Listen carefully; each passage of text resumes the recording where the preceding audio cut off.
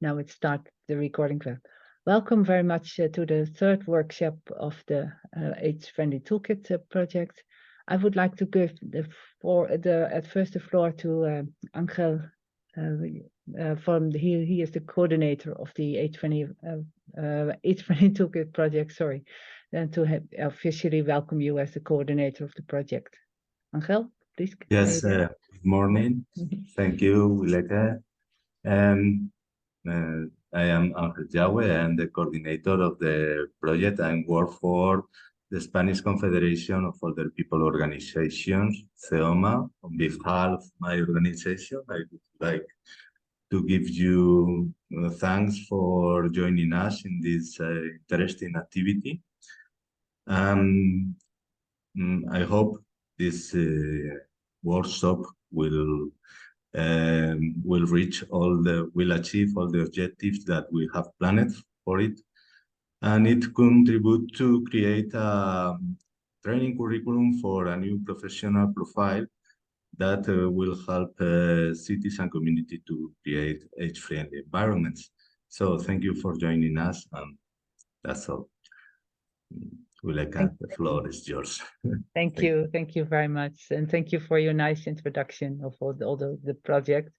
We will repeat. We have a similar introduction for everyone, for every expert, so that we give the context of the project. For some already have been in other workshops, so please, it's 5 minutes for you. Perhaps you can do something else, but then we can return with the new topics of this project about the smart and built environments. The consortium of the AGE-Friendly Toolkit project consists of the Spanish Confederation of Older People's Organizations, from CEOMA, what Angel already introduced. We have two NGOs in the long-term care sectors active. That is ANS from Italy and Mensajeros from Spain. We have a VET center in the social health care sectors from Denmark, SOSU. And we have a consultancy on age-friendly environments, and that is Academy, and that is represented by myself and by my colleague Lucia Thielman.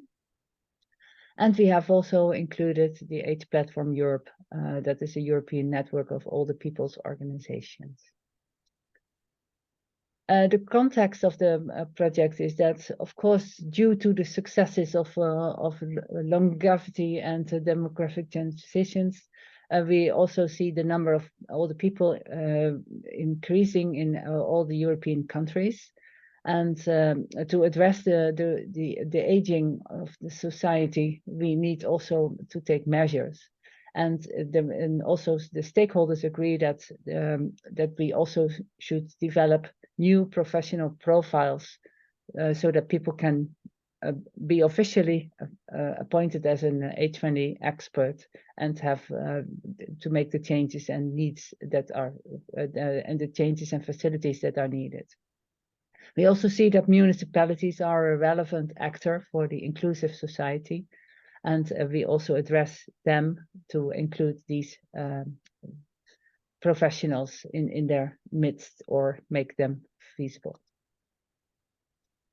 The objectives of the AGE-Friendly Toolkit project is that we want to open a broad exchange of information, also including good practices and education and training. We want to define a training curriculum, and we will then, after we develop the training curriculum, then we will transform it into easy to use digital toolkit and a set of open educational resources. We are now in the current phase of the curriculum development, and therefore we are including you here. The next phase will be the development of the digital educational toolkit. The work package 2 is the development of the curriculum, and that is that we want to identify the key competencies on cross-cutting issues for age-friendly cities. There too, we developed an international report, and we performed 31 interviews with experts across all the partner countries. And now we are defining the learning outcomes of a new professional figure in the age-friendly city development. Therefore, we are organizing the workshops, and the workshops all refer to the 8 domains of the age-friendly cities. You probably know the domains. This workshop is dedicated to the built environments and also the smart or digital environments of all the people that should support them for their health and well-being, and also for social participation in their lives. We acknowledge that the built and digital environments, the living environment, in total, the living environments of all the people have a major impact on the mobility, independence, and quality of life of them, as also acknowledged by the World Health Organization.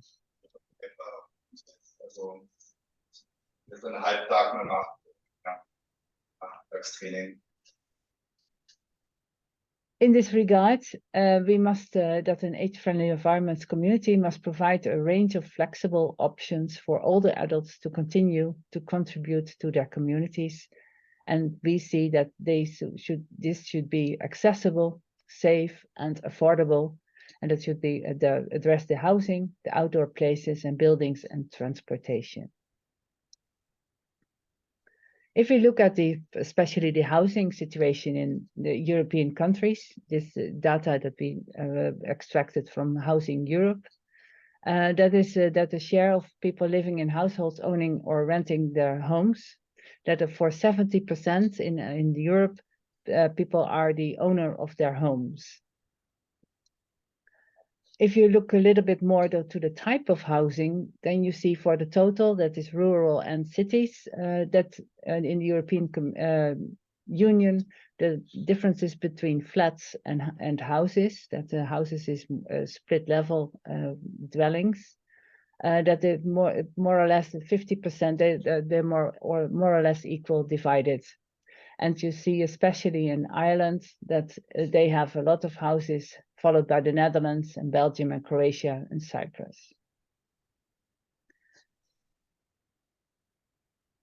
If you check in cities, there you see that many people live in flats in cities, except then for Ireland and the Netherlands and Cyprus again.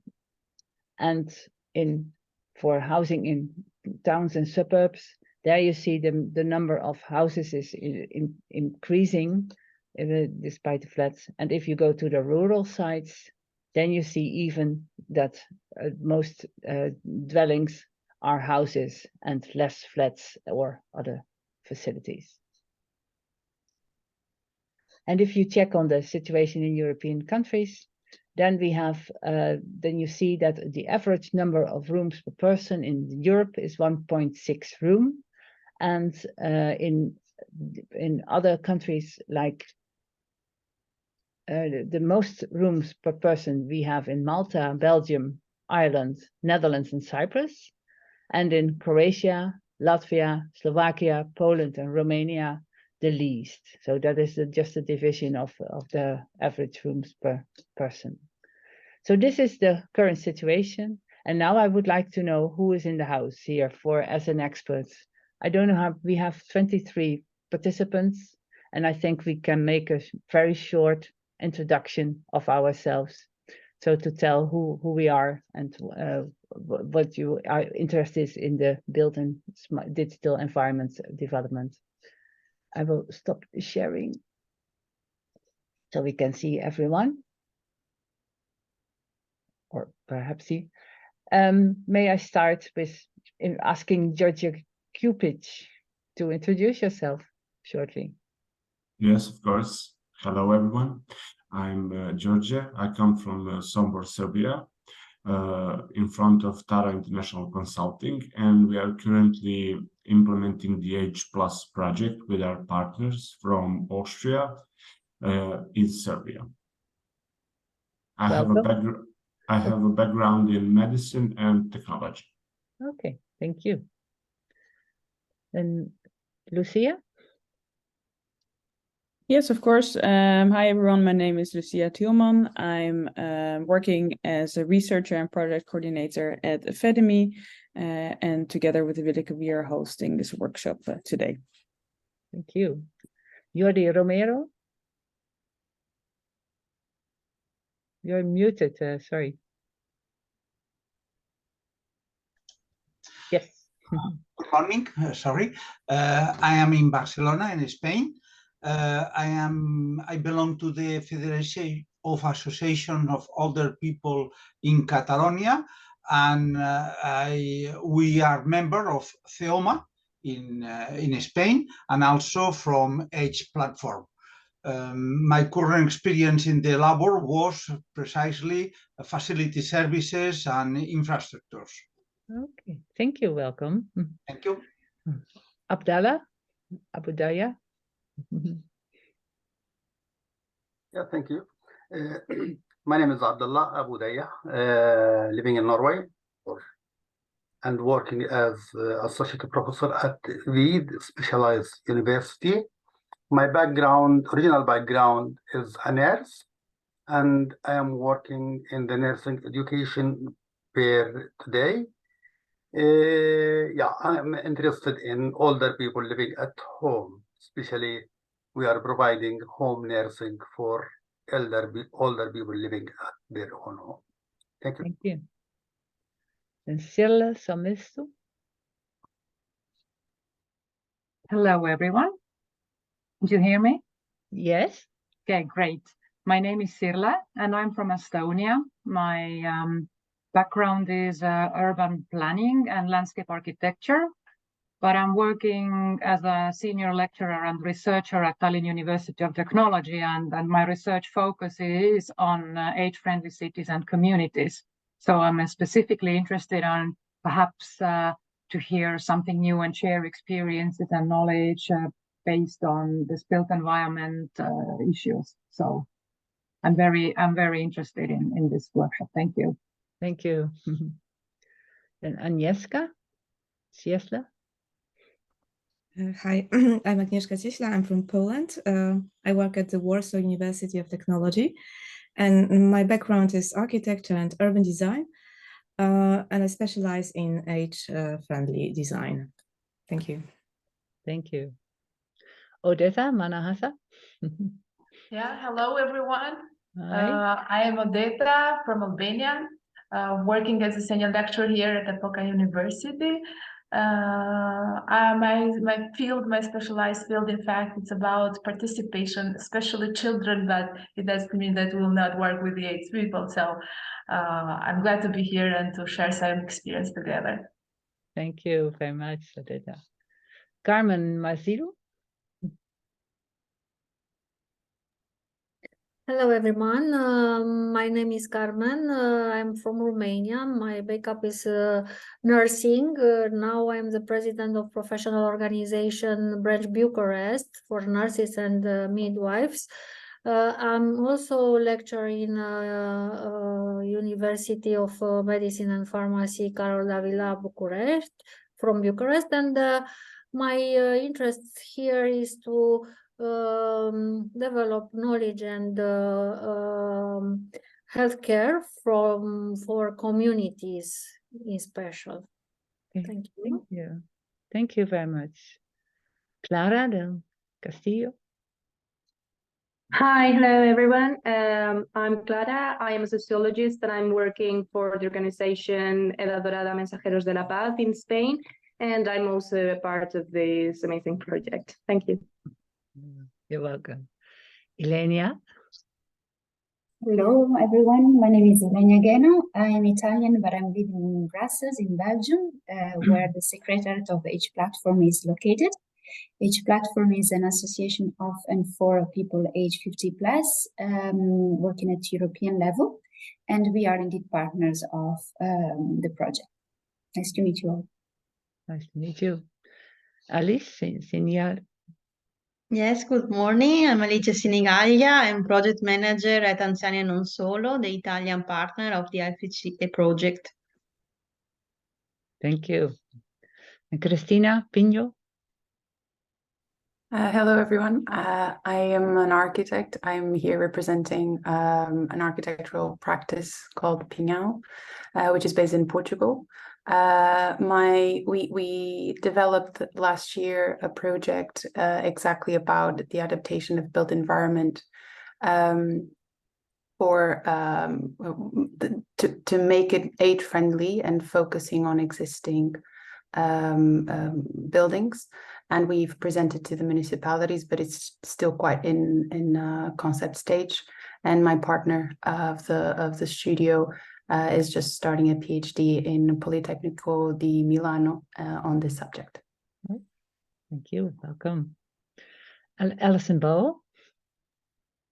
Good morning, everybody. I am here in Dublin, Ireland, and I am a health psychologist, and I work as the head of policy and programs for Active Retirement Ireland.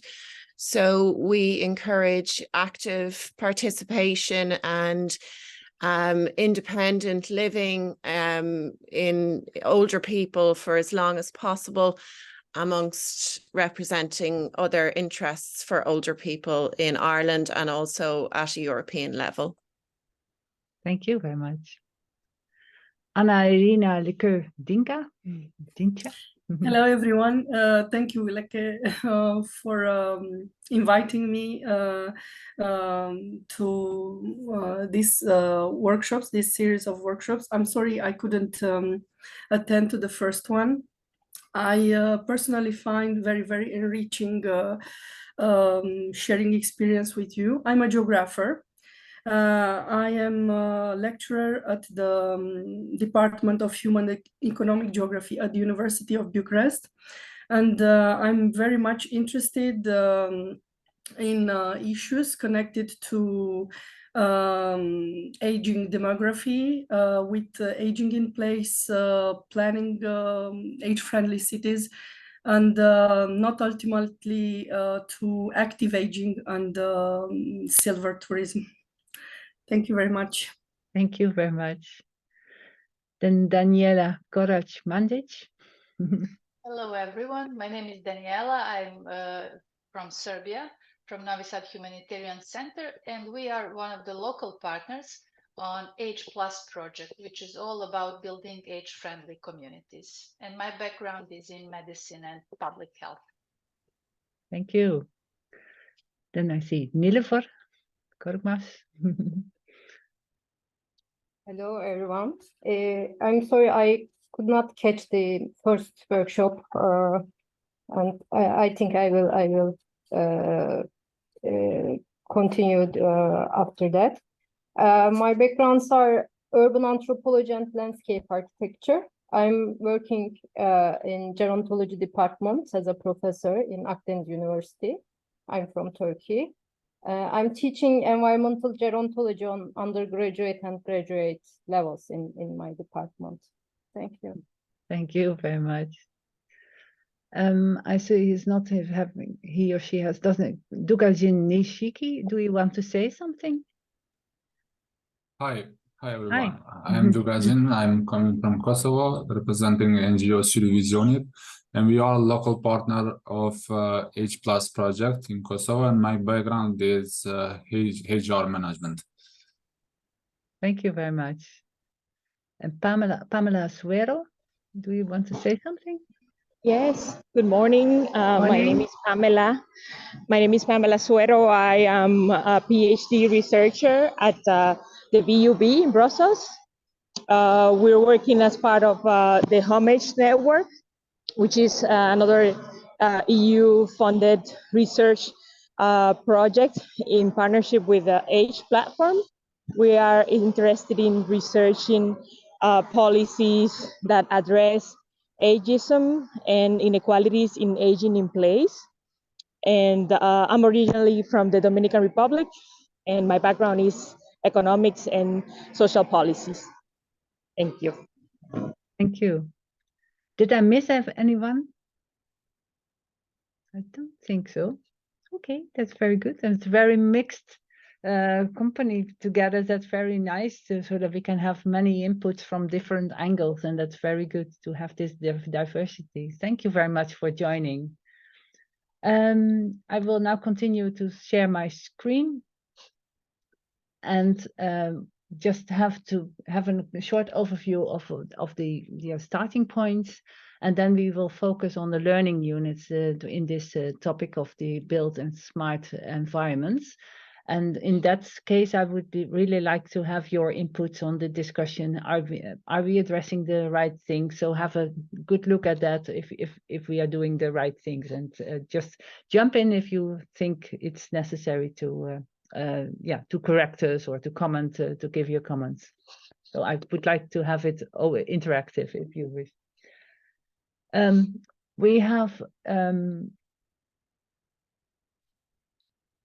We now see that we have for the smart and built environments, we are thinking that we should work together to co-create accessible and affordable housing and safe and accessible outdoor places and buildings, and safe and accessible transportation.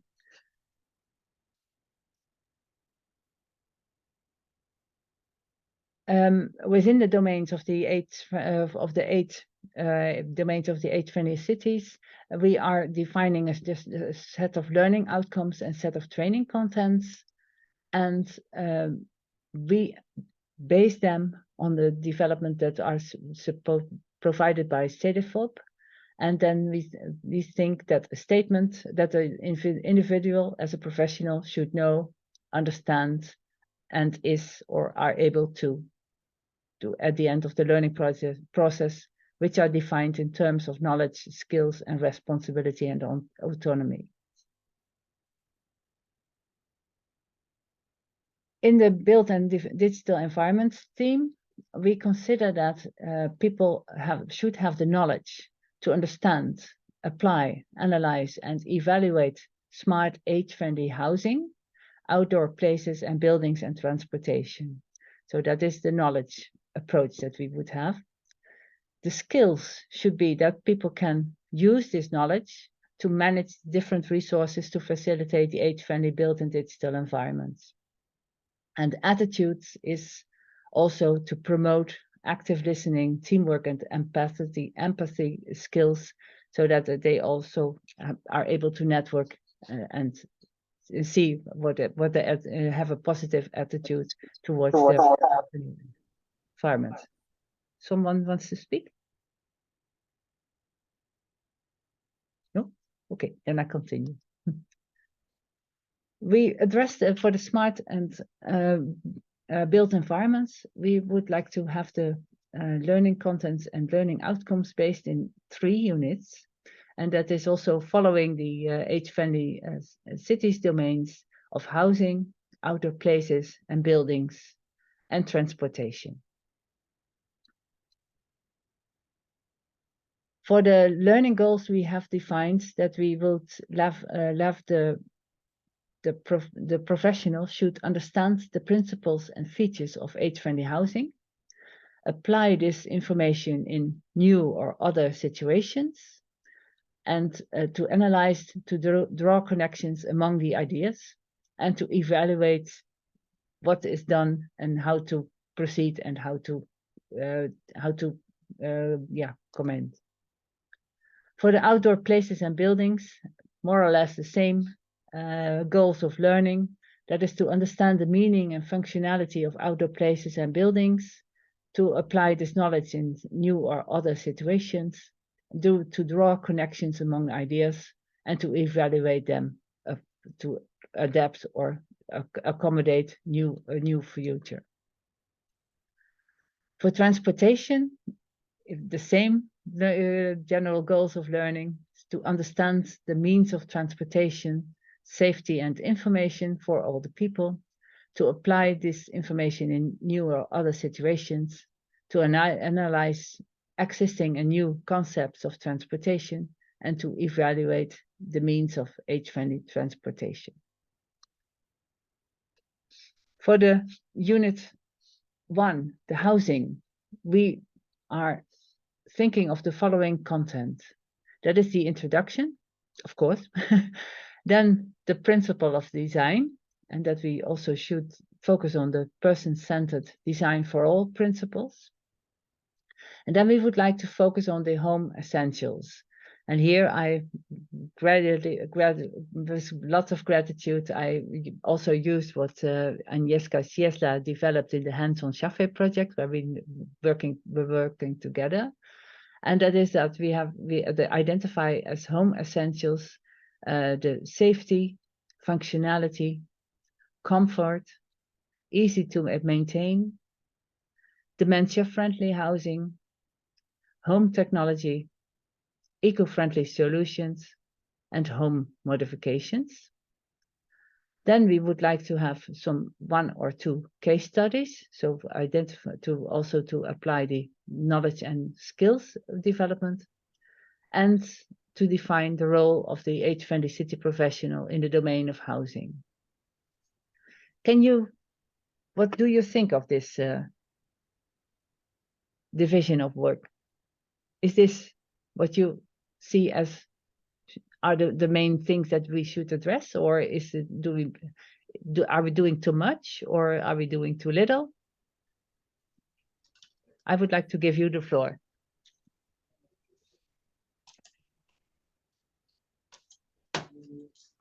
Yes, Jordi? Hello. In order to begin, that is not usual. Okay, I agree with your proposal. The only point that I will extend is the technology. There is a lot of different technologies, and I think that it should be considered. When you are saying home technology, could be that you have to open the doors or to open the windows without effort. Okay, it's a way. But there are also another care technology.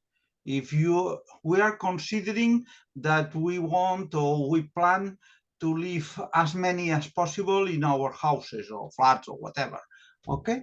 And then it's necessary to add another type of care technology, especially if we consider for design for all.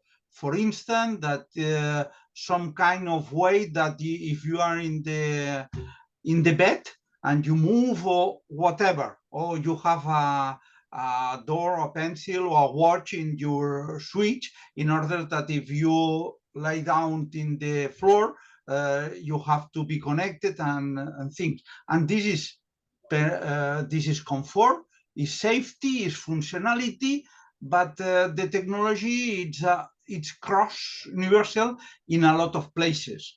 And I will have to say also the word communications. It's technology, but also communications, that you could speak with the health services, with your fathers, your family each day. And then you need all the things of communications in order to avoid when you are isolated and things like that. So there is technology is cross, but I think it's also it's eco-friendly solutions, but it's necessary to be universal and have to be very specific, because this is the future, and the future is going in this way. Yeah. Thank you. Thank you very much for this addition. Thank you. Angel. Okay, I totally agree with Jordi. And linked to his opinion, I would like to say that we need to say that the context of housing is the human rights, because housing is linked to the human rights, and there are inequalities that it makes differences in the accessibility to the right of having a house or staying in a good conditions at home. So I think that the context is important to say that it is linked to human rights, We should consider this in an introduction of this issue. So it's important, and it's linked to the health of the people. And also we need to consider that older people usually live at home and stay at home more than 80% of their time of life. So it's really important to consider this introduction. Thank you. Then Christina? Hello. I was thinking about the fact that the role of an AFC professional will be very different depending on the country they're working. So it's obviously it's important to have general guidelines that offer the basic knowledge that everyone knows the goals that they're trying to achieve. But obviously, not just the existing buildings' nature, but the quality of their construction, but also the resources available, private or public, will be very different and will allow you to apply these principles and these essentials in very different ways. So I was thinking if there would be any way, even like a fair way though, to somehow create grades or levels of how essential these items are, so that someone in a very urgent case but with very low resourcing can know what to look at and what to try to achieve, and leave the more secondary items that are still important, obviously, but they are not as essential, let's say, to other situations. And although we all know that the goal would always be to thrive to apply all of them. Thank you. Thank you. Good to take into consideration, indeed, the affordability. Yeah. Abdallah. Yeah, I think I agree with all of you guys about what you have mentioned, but maybe we need some not guidelines, but clarifying of the terms available here, because we are from different countries. Maybe, for example, safety means for me as a health professional in a different way than an engineer. So maybe we can develop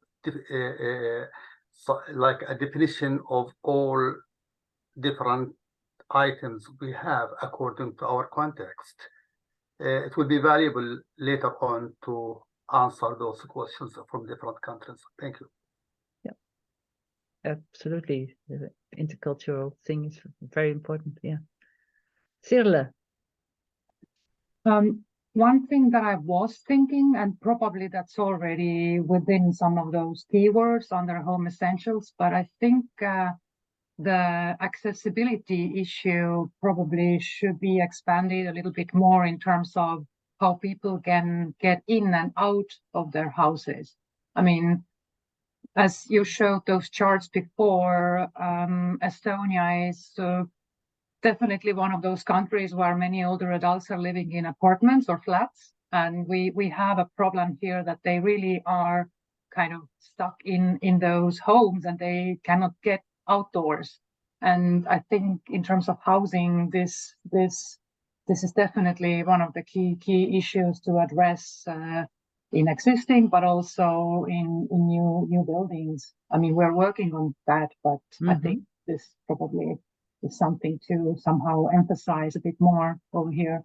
And also getting around in homes, I think it's under home modifications already kind of covered, but just to kind of emphasize that umbrella term accessibility. And also to me personally, or maybe more people, this dementia-friendly housing, I think it's a really good point to address that specifically, because I have had some, let's say, hard times to understand what is really specific to this group of people compared to, let's say, a regular older adult.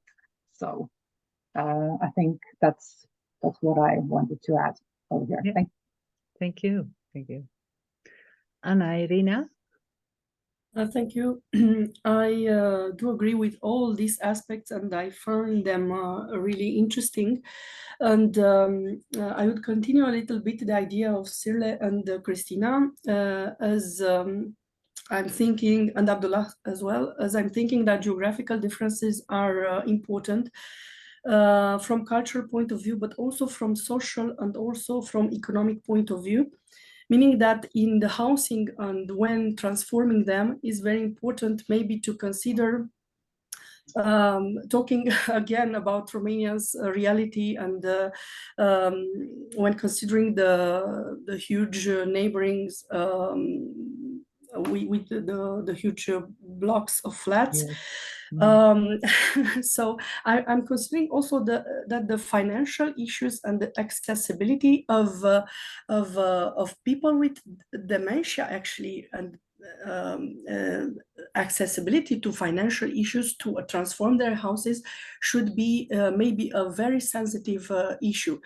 For all people, for all aged people, not only with dementia, the economic issue is a sensitive one.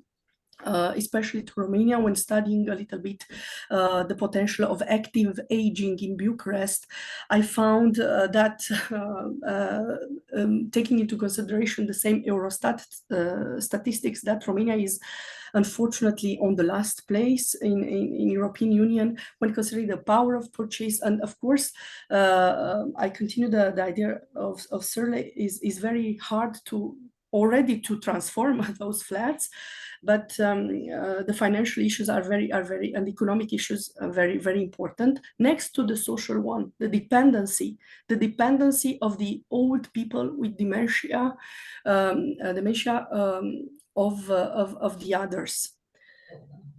Thank you very much. Yes, thank you very much for all your contributions. I saw also some comments in the chat. And I think we will also address them. And it was also from regarding the inequalities that occur.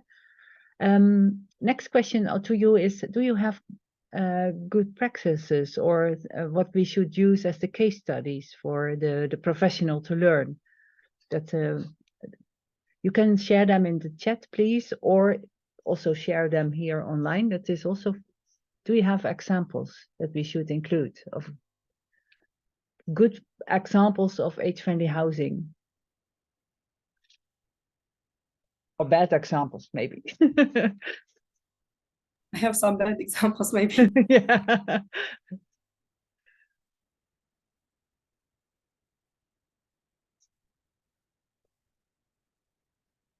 Yes, Angel? I have seen that in Spain there is an association that it's dedicated to promote co-housing experiences, and one of the reasons is to promote the autonomy and the independence of the other people. So they are focused on the community care, and I think that it is a very interesting experiences, and it's very well recognized by municipalities and communities, and it is well demanded by all of them. So it's interesting. But I would like to know other experiences in other countries that co-housing is always a common ground for sharing in this kind of workshops. So I think that co-housing is a good case, a good experience to share in this unit. What is the experience of the other experts from around co-housing? Agnieszka? Well, not particularly co-housing, but I will put the link from Poznań because the city made a program for seniors, and the city just built municipal housing dedicated to all the adults. So I think that referring to housing, we should also distinguish between the private individual housing and the rental housing. And I think that for all the adults, the rental part of the housing market is particularly worth expanding and developing. So this is also the task of the municipalities, and I think that such an expert should have a knowledge on the local housing policy. Yeah, thank you. And I think it also matters a lot if you have a rented house, then you are often not allowed to make changes. So that is also a very big issue, I think. Anna. But it depends. It depends. Sorry. Sometimes you can, yeah. Mm-hmm. Yeah. Please continue, Agnieszka. It depends, because in some cities allow people to introduce changes and even give money for that, for the some refurbishments. Not so much, but it's only the municipal stock, housing stock. Yeah. Thank you. Anna Irina? I just wanted to add that at least for our experience and what we've noticed in Romania, as a maybe social, but also as a cultural element, I could say that there is a very huge rate of personal ownership of houses, flats, of course, most of them. So a lot of old people are very much trapped as being owners, and that is why I previously insisted very much on financial issues, because they are trapped to maintain their own house with a flat to transform it, and they have a very low pension, which goes mainly on treatment and medicaments, and also living expenses. So it's really hard, but I just wanted to emphasize the fact that co-housing is maybe a dream, and rental is also not a practice for mass pensioners, retired people living normally in cities. Then we have another reality, the rural environment, which is totally different from cities, and where there are some generations, few generations of people coexisting. So I won't say it's easier, no, because old people there sometimes have no revenue at all, but somehow from the social point of view, they are supported very much for the others, younger generations that live in with them. There are also very few possibilities to go to different clinical, to have clinical treatment or professional clinical treatment, especially on remote areas, and it's very different. I mean, maybe it should be a split also between the urban and rural environment when considering countries like Romania, for instance. Thank you very much. Yes, thank you. Indeed, regarding the rural areas and transportation, we come back to that topic indeed. And there are more people. Oh, Christina has raised her hand, and Nilofer. So I was just thinking about what everyone is contributing, and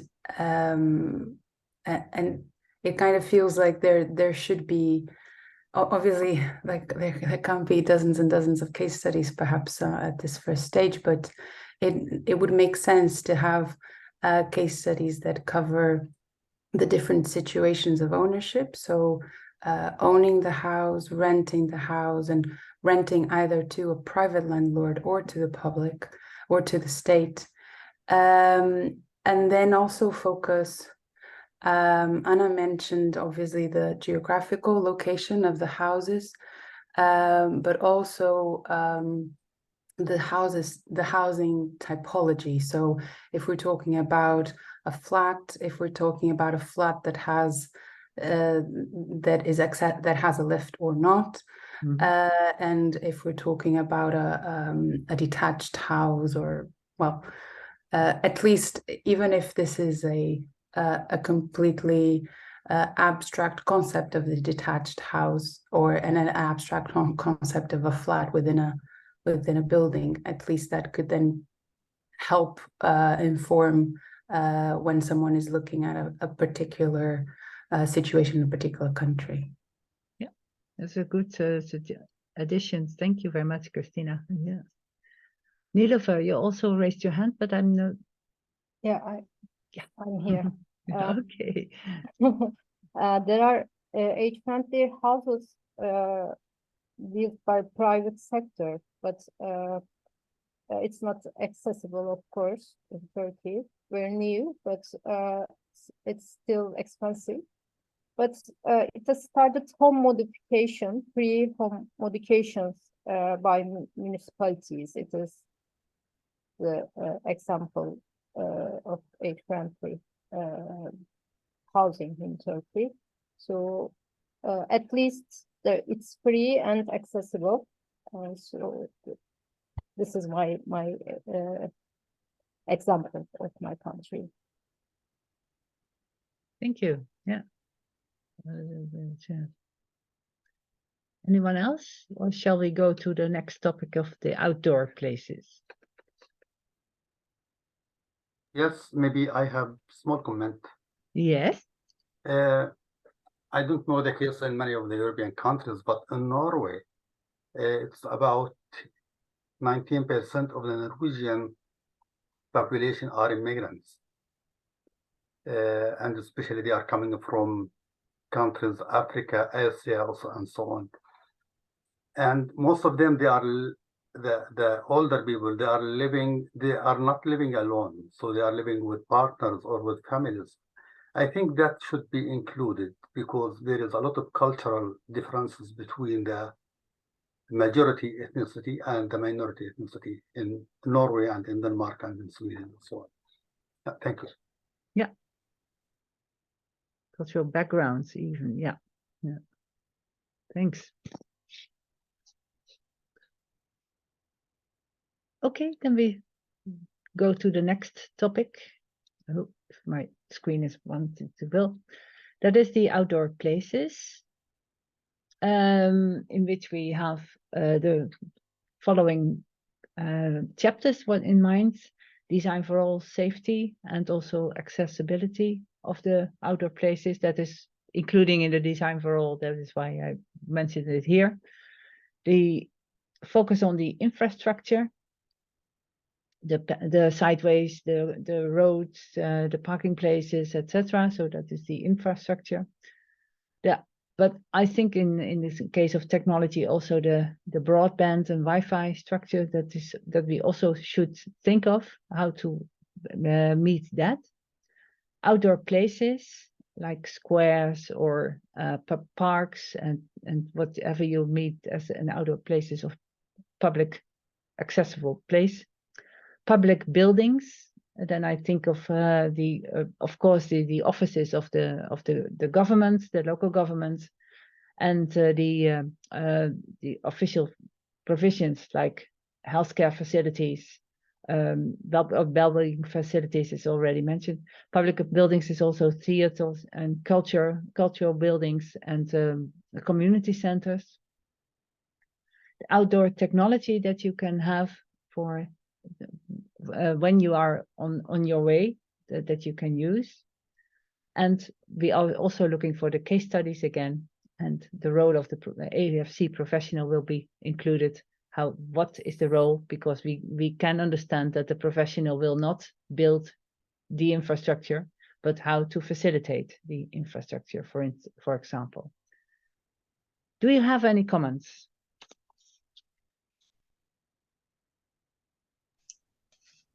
Examples to share? Good or bad examples? Yes, please, Jordi. I didn't want to be the first. Yeah, but it's always one who has to be the first. I was waiting. In this case, I would like to focus in one point. I think has been Shirley that in the previous slide has been mentioning. The point is that the accessibility from the housing to the outside. Okay. Yeah. In this case, I agree with you have the slide that you are showing that are buildings and the places outside. But there is a lot of physical communication between the both areas. Okay. So, for instance, if you live in a flat in a huge city, sometimes the care services are impossible to arrive at your home. It's impossible to park. It's a lot of difficulties. And this affects or implies a low level of life quality in the people who is living in a flat and needs these services. And the same with that I think in all the cities has a huge problem with Amazon and all the others deliveries that wants to arrive at your house. If you want to live in your house, you need a lot of services. And these services has the right and the possibilities and the cost to be very close to you, not only in the building that build the own building, also in the movement of all these services from the whatever they are the services, the public, the outdoor, the supermarkets. If you are living in your house, you would like to call to a telephone online at the supermarket, gives you all your whatever you need.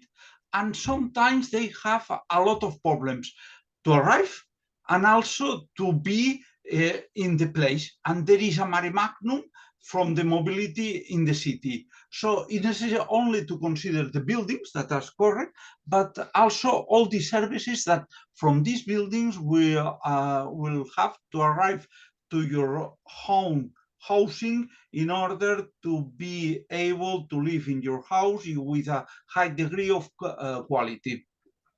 Yeah. And I will try not to participate more.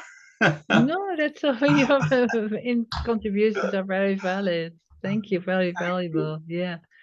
Yeah, I know it indeed that the services that you can have that you can get, or you must have them at your home. You must, yeah, that's indeed a very good point. Yeah, thank you. Agnieszka. Yes, I would like to add to that because in the urban development discussion, we have now a discussion about so-called 15-minute cities. And actually, this chrono-urbanism concepts, because there is also 20-minute city, 10-minute city, but the underlying idea is that we have a very short distance to all the basic services that we need, like bakery. So maybe that's also in the introduction worth mentioning such ideas, such concepts. Mm-hmm. Thank you. Agnieszka, is it that you walk 15 minutes to all the services? Well, it depends because there are many concepts usually that you walk, but when you can take, for instance, the older adults, then you need to shorten this distance, so maybe 10 minutes city. And I know that in Scotland they make now the 20 minutes neighborhood, so that everywhere you can reach in 20 minutes everything. Yes. So that's also very interesting. And that is also applicable for rural areas, because that is quite a difference between cities and rural, remote areas. Yeah. Okay. Very interesting. Thanks for this, because we will check on Scotland or yeah. Jordi again. I agree completely with Agnieszka that if you are in a city or in somewhere neighborhoods with 5-10 minutes, it's very good. But for the people who are able to walk and to move things, if you are in some age or you are not, or you are vulnerable, 5 minutes is as 10 kilometers. It's impossible to move water from the supermarket to your house, although it's as 5 minutes. But there is a lot of cases, also in rural areas. We have a diversity of situations that we must consider, and we are thinking for all. And then sometimes for the old people or older, 1 bottle of water is too much. Only as I mentioned that we are focusing in our age, that is that we are going to this kind. But I agree with you, Agnieszka. For in a short distance, it's perfect in order to be able to walk. Agree. Thank you. Thank you. Any more comments, additions?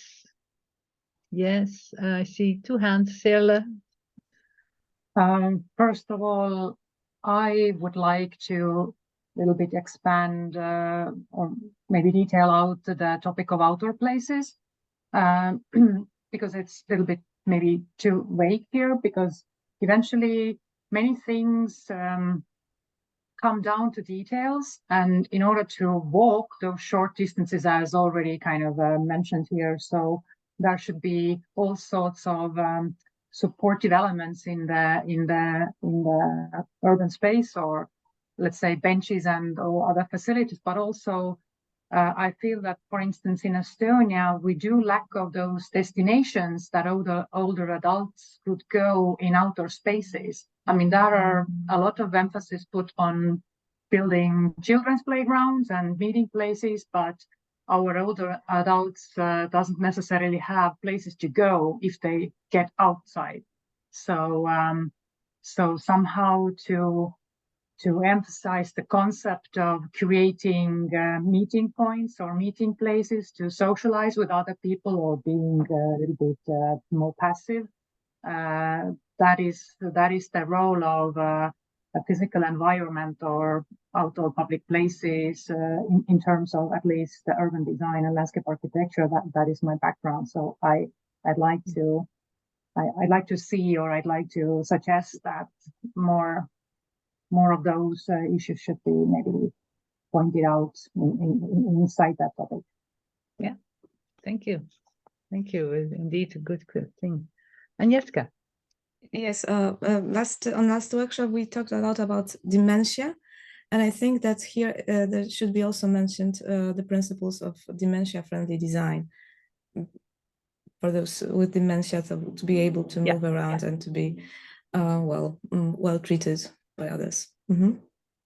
Yeah, we will indeed lay connection to between all the workshops, and some have the topics are similar in the same, but so that we have different angles to approach them, and so then we will make this.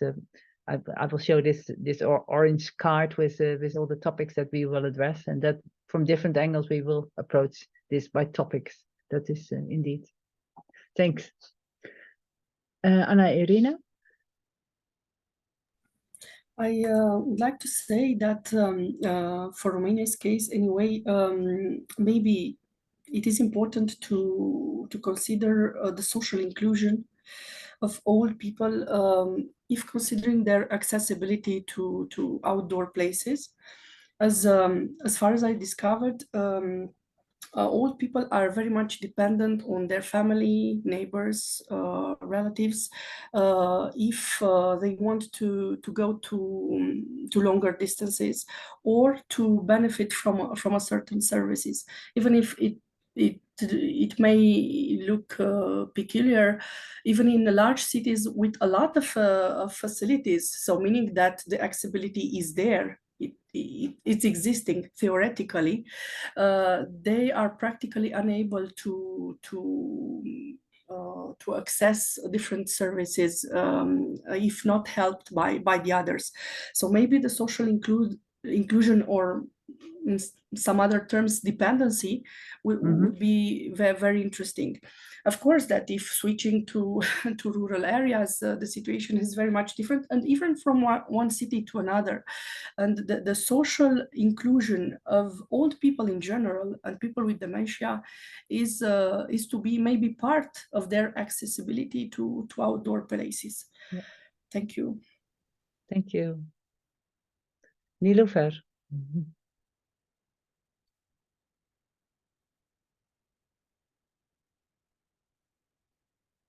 You're muted. Yeah.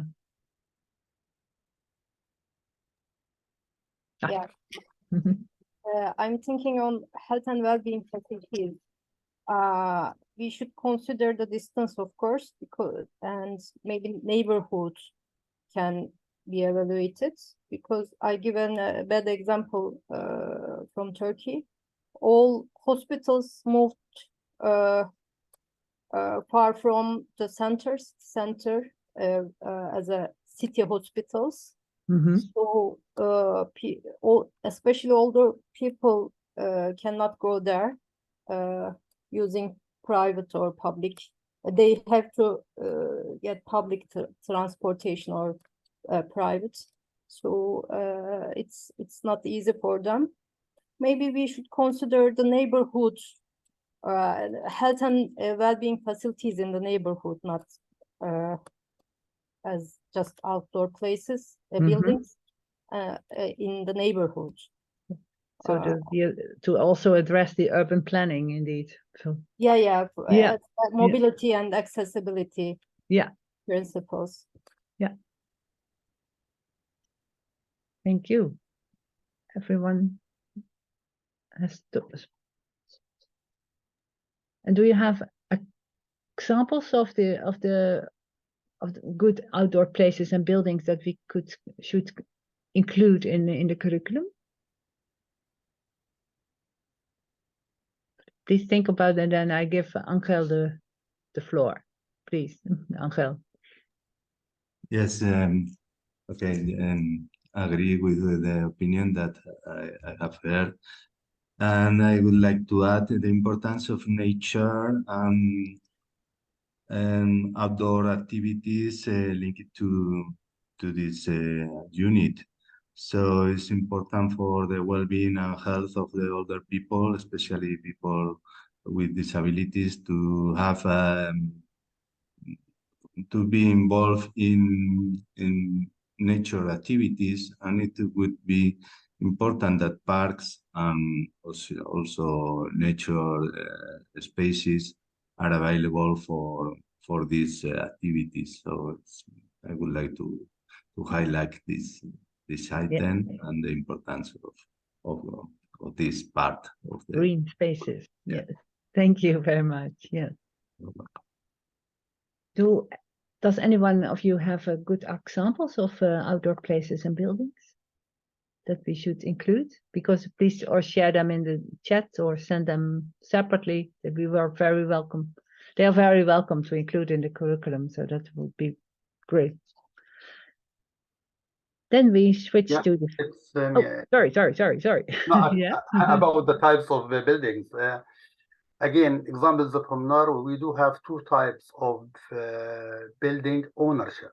Some of them are private for the older people who own it. And other type is service provided, covered by all services and the staff members. So we call them Omsorg Plus. That means that they have a plus service from the health professionals, like nurses coming home, those people who are coming to them and help them if they are alone and so on. So we have different types of buildings or apartments here in Norway. Okay. Thank you. Is there also a link or so that you can share in the chat?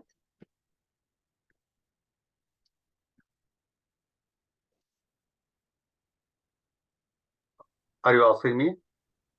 Yes. I will find something later. Okay, perfect. Then because if we have illustrations, that works the best. Probably it will be in Norwegian. So No, it doesn't matter. But there's Google Translate. So thanks. Then we go to the final topic, that's transportation. And that we focus also on the means of transportation. And then you can think of buses, trains, taxis, and trams, and planes maybe, and planes, of course. We will focus on the accessibility, safety, and the age-friendly design. Very important thing we also can consider is the information and services that are provided within the transportation sector. We also want to include case studies, one or at least one, or hopefully more, and to define the role of the age-friendly city professional. What is the her or his role in the transportation sector? Are there any comments? Please shoot.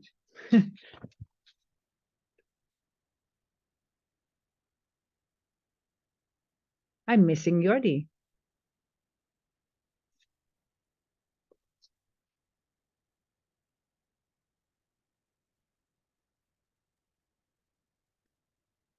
No one has anything to add or to comment on? Sirle, yes, thanks. Just thinking probably what's kind of like everybody's already thinking anyways, is that transportation is very crucial topic in terms of mobility options for older adults, because they're very dependent on usually, or I mean, not everyone, but people are really depending on public transportation. Yes. Even though many older adults still do drive cars, but some of them prefer not to do so. So I think how this mobility and transportation topics can really enhance their quality of life, and that's definitely an issue here in Estonia.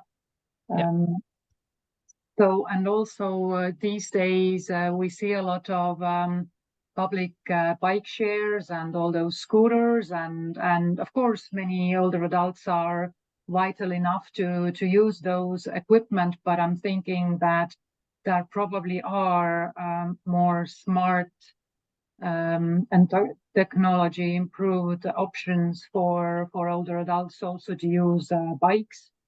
I mean, in terms of keeping the balance and bike safely, and of course in terms of topography, Estonia is pretty flat, but there are many places around the world where you need probably some help for using bikes. But yeah, I'm thinking that mobility is number one, and walkability, and that it takes us back to built environment or the outdoor spaces issues, that walking and public transportation, to my research, is two major means of mobility for older adults. So I think that's where everything is all very interconnected. Yeah, walkability, like Pamela mentioned in the chat. So yeah, absolutely. Yeah. So in terms of how far transportation stops are from each other, and how easy is for older adults to use, let's say, all those technological stuff. I mean, I have also figured that even though older adults may be quite tech savvy and they may use their smartphones, but at some point, let's say, if your fingertips are not working well anymore, or you can't see very well anymore, so that challenges come in. So how to develop this new technology to support the mobility is also very, very important here. Yeah. Yes. Thank you. And I'm also now thinking maybe also the affordability of transportation. I mean, there are a lot of, at least in the Netherlands, there's options to get discount if you're over a certain age, for example. But at the same time, we also heard that they're gonna increase train prices again, or probably in the Netherlands. So definitely also the affordability of a bus or a train is something that maybe we could add to this unit. Yeah, absolutely. And just also in with what Sirla said about driving cars, but yesterday I wrote somewhere in the news that the European Commission is thinking of an age threshold, that if, for instance, if you are above 70, you are not allowed to, or you have your permits, driving permits should be less accessible, and to be renewed every year or every 5 years. That is also what is taking place. So that is indeed an extra push to public transport facilities or walkability facilities for older people is very important. Anna Irina, you were the first. Yeah. Thank you for. I was thinking actually connected to the previous point, Unit 2, but also connected to Unit 3, that I have also a good example from Romania. So not having just bad examples. I was. I studied a lot in Bucharest, but I was very amazed to see this summer some very good examples of common transport in cities like Oradea. And I know there are a lot of investments in this city for making smart transportation. Of course, this is not really connected. And as Sirla said, if old people and old people with dementia, not to forget, are not familiar with this kind of digital innovations, that may be actually a barrier. But however, in terms of transport and friendly transport and eco-transport, there are a lot of investments in cities like Timișoara, but Oradea is really an example of also pedestrian areas in the center about the outdoor. That is why I had in mind, but I was searching for some articles, and I got onto some newspaper articles. I don't know if they may help, but I'm sure if they are connected, Oradea municipality is very, very open to share information and have some plans, maybe as a study case. That could be a good point, actually, a positive point from our country. Thank you. Oh, thank you very much. We're looking forward to check. Yeah. Of course, I have colleagues that work on. Perfect. Abdallah? Yes, again, examples from Norway. We have actually the general practitioner who can decide about if you can get something called TT court. So that means the old person or the sick person can travel for own pleasure time, shopping, and so on, and it is covered by a certain amount of money every 6 months. I have sent you the link in the chat about, but still it's in Norwegian. And another kind of transport that we call it patientreise, patients transport, and also it is for the general practitioner can order it for you. So the old person can call the clinic and they can order a transport free of charge for them. Okay. Oh, that's of course, after finishing the co-payment amount, which is allowed every year, about 300 maybe US dollar or 3,000 Norwegian kroner per year. So every time you pay your own co-payment until you reach this amount, it will be free of charge later on. But the TT court is a fast amount of money every 6 months you get. It's about also 3,000 kroner, Norwegian kroner every 6 months. And it will be renewed automatically without applying. Thank you. Perfect. Thank you. I see some other people raise their hands, but I cannot see them. Please, can you speak? Nilüfer. Yes. As an affordability, maybe in many municipalities, it's free for 65 people to public transportation, buses and trains. So Okay. Yeah, best example from me. Was 65 plus the free public transport. Yeah. Yeah, I think that's in more more countries available for. Yeah. Yeah. Yeah. Thanks. Anyone has to share something else or besides the chat? Thanks. Then we are coming to the end. We're checking on all the topics. We have 5 workshops mainly dedicated to these social participation, community support, and also this one on build and smart environments. We have identified that we should have our curriculum built on these 14 main topics, and that we approach them from different angles. I won't say them out loud. You can find them in the documentation that we sent you. And this is even not readable, so I would forget it, but that we have this built environments, for instance, that we focus in built environments also to check what are the needs. I don't know if I can enlarge it. That we will check on the needs of, for instance, of all the adults regarding housing and the requirements, the functional requirements that are needed.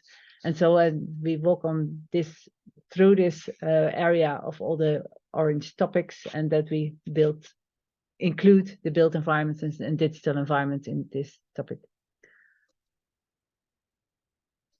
We already had lots of discussion, and thank you very much. And did you have any, what would be the most important learning outcomes or learning units that you consider that we should include, and why? Oh, civics, sorry.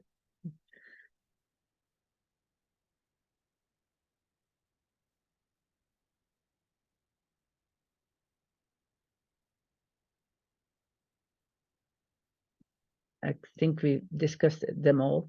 And Shirley, yeah, please. I'm thinking that on top of the good practices that you intend to draw on the table, I think maybe discussing or showing kind of bad examples too might be helpful. Just to have that comparison on maybe there are something good in some of the bad examples too. So not all the solutions are entirely bad.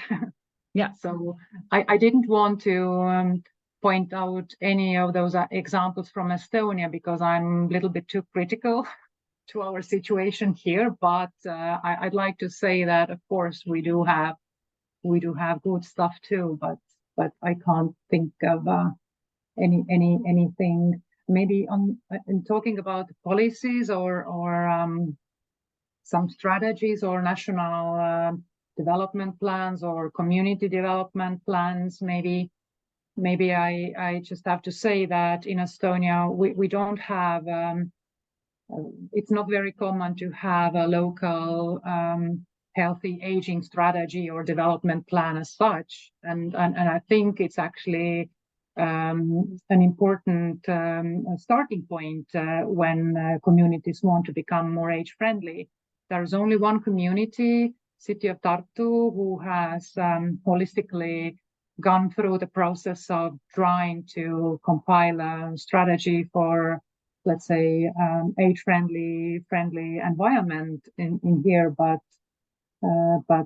I think it's like a future for other communities. And the national level, we have a strategic plan for welfare, and I don't know what's those names in English, but I mean, in very general level, it's been stated that our living environment should be affordable, accessible, and usable for everyone, and specific stress has been put to older adults. So I think that is already a good start, because I do remember we've been talking about, let's say, universal design or accessibility topics since 2007. and we still kind of reinventing the concept again and again and again. And now finally we have reached to a certain stage that it's kind of somehow agreed on national level that this is our priority. And I mean, I see that as a priority, but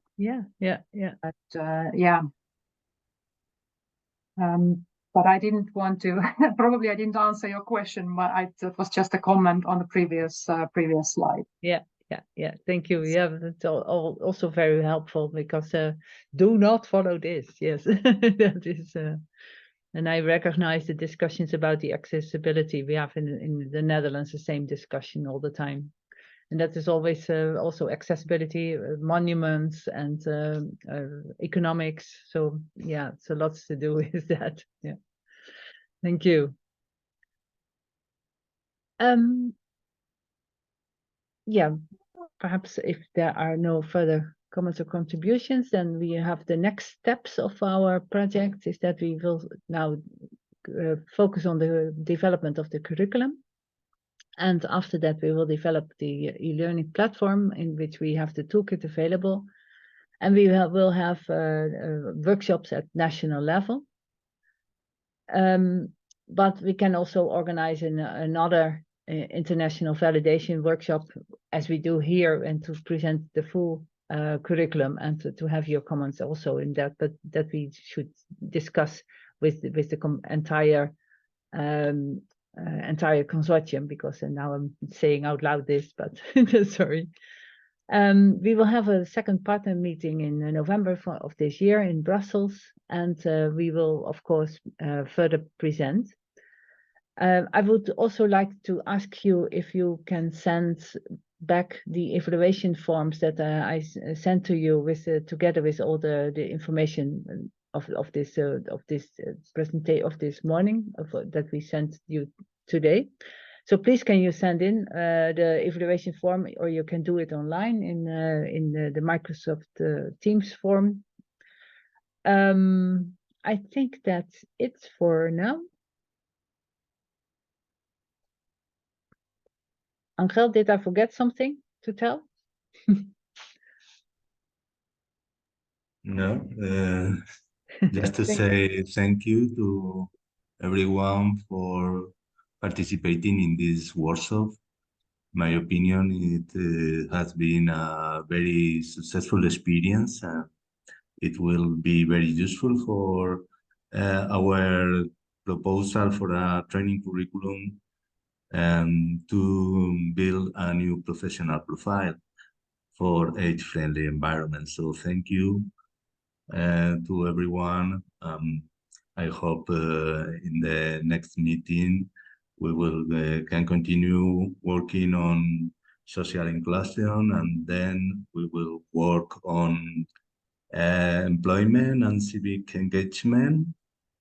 And that's it. And in November, we will present the results of all the workshops that we have been organized. And that's it. Thank you once again, thank you for your contributions, and have a good day. Bye for now.